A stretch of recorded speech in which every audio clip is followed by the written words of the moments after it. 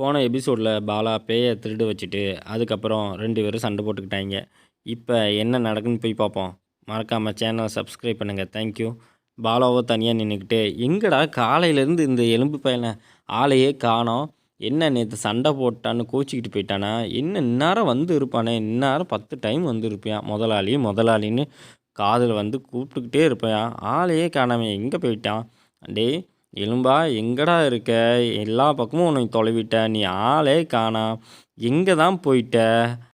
பாலா எல்லா பக்கமும் பேயை தொலைவிக்கிட்டே இருந்தான். ஒரு பக்கத்தில் போய் நின்றுக்கிட்டு, எங்கே ஆளையே காணா, ஊருக்கு போயிட்டானா அப்படின்னு பேசிகிட்டு இருக்கும்போது திடீர்னு பேய் ரத்த காட்டேரி உருவத்தில் வந்து நின்றுது.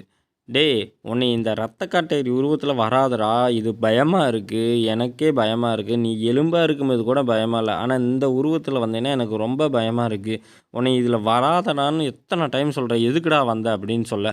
அதுக்கு பேயோ, முதலாளி என்னை மன்னிச்சிருங்க, நான் வேணும்னே இந்த உருவத்தில் வரல, எனக்கு பசி வந்துருச்சு, நான் சாப்பிட்டு 100 வருஷத்துக்கு மேலே ஆச்சு, எனக்கு பசி வந்தால் நான் இந்த உருவத்துக்கு ஆட்டோமேட்டிக்காக மாறிக்குவேன், என்னால் எலும்பு உருவத்துக்கு பசி தீர்ந்தால் தான் போக முடியும் அப்படின்னு பேய் சொல்ல, பாலாவோ அதுக்கு, இது உனக்கு பசி வந்துருச்சா, நீலாம் சாப்பிட மாட்ட, பேயெல்லாம் சாப்பிடாது அப்படின்னு கேள்விப்பட்டேன், நீ என்னடா திடீர்னு பசி வந்துருச்சு, எனக்கு உருவம் மாறிடுச்சு அப்படின்னு சொல்கிற, இந்த உருவத்தில் பார்த்தா எனக்கு பயமாக இருக்குது, நீ மாறு அப்படின்னு சொல்ல.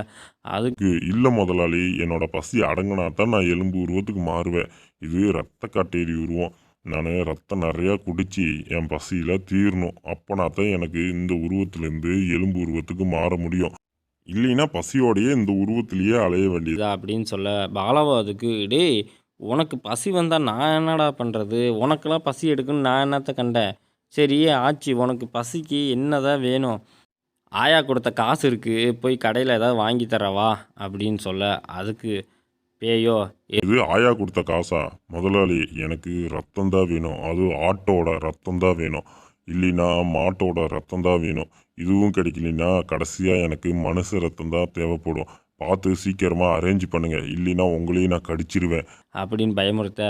அடே எலும்பு பையில, நீ என்னடா திடீர்னு ஆடு கேட்குற மாடு கேட்குற, இதுக்கெல்லாம் நான் எங்கடா போவேன், ஏதோ முட்டாயினா வாங்கி தருவேன், நீ ஆடு மாடுலாம் கேட்குற, சரி ஓகே விடு, இன்றைக்கி நைட்டு ஏதாவது பிளான் பண்ணுவோம், அதை வரைக்கும் பசியை தாங்கிக்கிட்டு இரு. சரின்ட்டு பேய் அங்கேருந்து கிளம்ப. பாலாவை தனியாக நின்றுக்கிட்டு, என்னடா இவன் ஆடு மாடெல்லாம் வேணும் அப்படின்னு கேட்டுக்கிட்டு இருக்கான், இவன் பசிக்கு நான் எப்படி வாங்கி தர முடியும், ஏதோ முட்டாய் வாங்கி தந்தால் கூட பரவாயில்ல, நானே முட்டாய் வாங்க காசு இல்லாமல் அலைஞ்சிக்கிட்டு இருக்கேன், சரி ஓகே நைட்டு ஏதாவது மந்தையில் போய் மேய வேண்டியது தான் அப்படின்னு சொன்னான்.